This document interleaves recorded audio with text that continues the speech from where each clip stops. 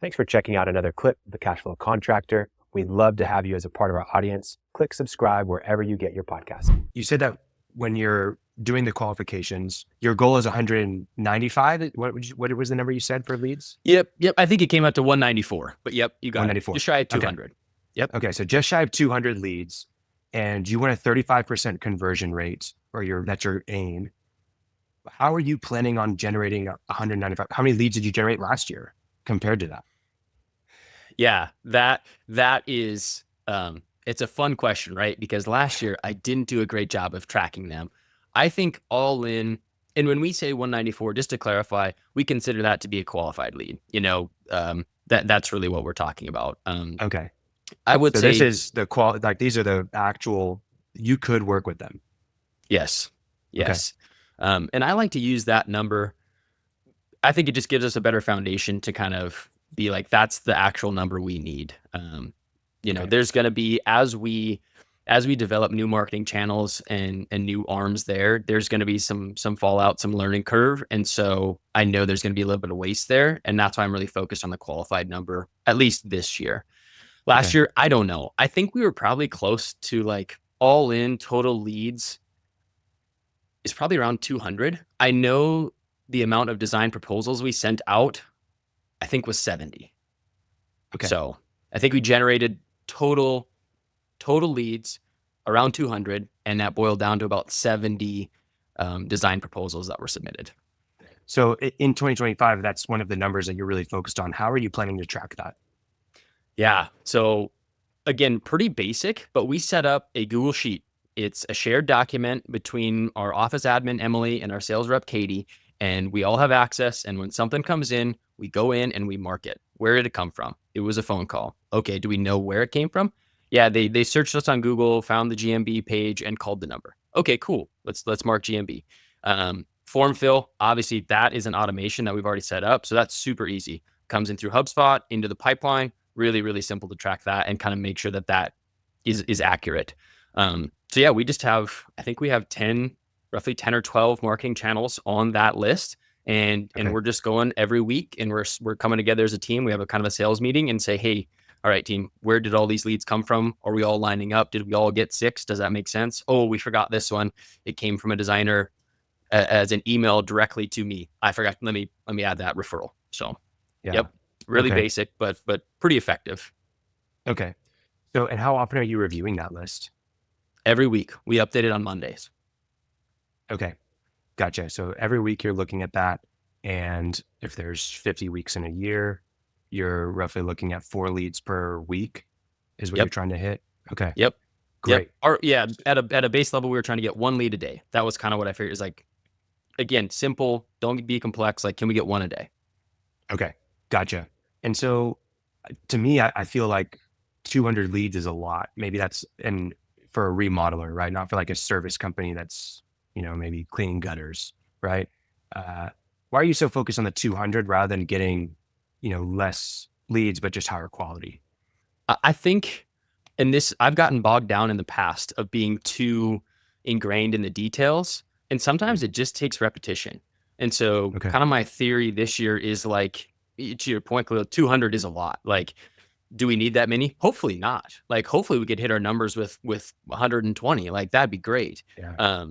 But if we continue to shoot a little bit higher and keep getting those reps, now all of a sudden we have more data to track. We have more feedback. And I just think the volume is going to lead to better outcomes.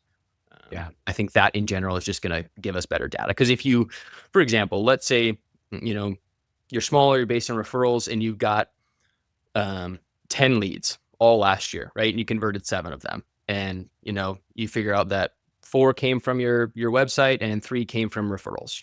Cool.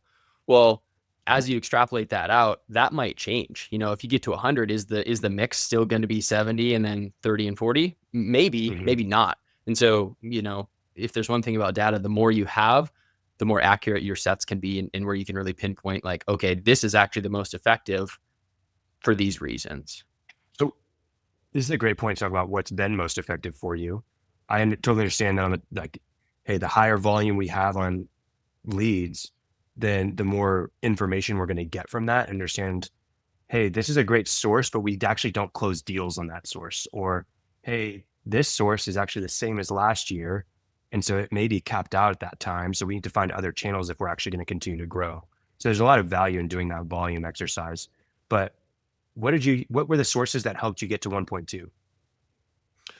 Yeah, I'd say we had three primary drivers. First would be referrals, designers. I call them lumberjacks, somebody who can go out into the forest, cut down a tree and bring it back to us. And then, just a metaphorical example. But Hmm. for us, that would be designers, architects, and larger builders actually are a pretty good source for us too, because we tend to play in that kind of medium project size Hmm. range. And so some builders I know have like a minimum of 200. Well, we'll do a lot of projects under 200. And then they just like, nope, we want a good referral partner. Here you go. So that's the first one. Secondly is going to be kind of SEO, all driven back to our website. And that in tandem with like our GMB and really good, strong Google reviews drives a lot of traffic just based on search back to our website. And then Okay. lastly is in the neighborhood, talking to neighbors, seeing a yard sign, things like that, just sort of kind of that neighborhood marketing, just being around and just kind of boots on the ground. We've generated some stuff from that. So those would be our Yeah. three last year. Okay. Excellent. Excellent. So what are you thinking that your mix is going to be in terms of channels? Like you're still going to have those referral partners. You're still going to be doing SEO and working on your Google My Business in 2025. What are you adding to the mix? I'm really pushing social media. I haven't Okay. seen a lot of direct lead return from that, but what I am noticing is a lot of connection in the industry with other designers and other referral partners, which Okay. for us, referral partners are a great source. So if we can produce more Yeah. of those, they convert higher, like I'm all about that. So social is one that we're really moving the needle on this year. Um, I want to do some direct mail campaigns into some very specific neighborhoods that we haven't really been able to get into yet. We've done a couple site visits, but we just haven't been able to break in. So I really want to kind of pinpoint them with also some Google ads and some paid advertising, as well as direct mail marketing. We are implementing a more consistent email marketing campaign. We're going to start Hmm. with once a quarter to our entire list. Um, Who's on your list? we've got a pretty good mix. I would say we've got roughly 2,000 contacts in our CRM. We use HubSpot. And in there, I would say we've got a mix. Probably 35% are going to be like referral partners. Could be plumbers, just people that we've come in contact that we want to keep on a list that we organize and kind of have in a data set if we need to pull from.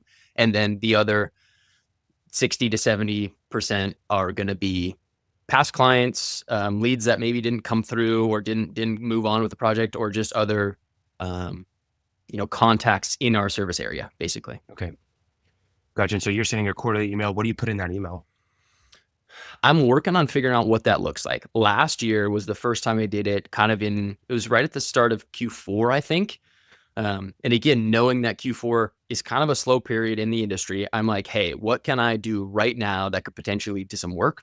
And I just shot out it was almost like a project highlight email. Like, Okay. hey, we're still here. We didn't go out of business. If you forgot about us, no big deal. But if you have something coming up, or if you want to talk about a project, or we had one client actually come back and say, hey, we actually chose a different contractor, but they kind of flaked out. Thanks for the email. Can we talk again? Cool. Mm. So that campaign, again, pretty basic, not great, but just a highlight campaign, featured project, a little bit about us, kind of where we're going, how the team has grown, things like that.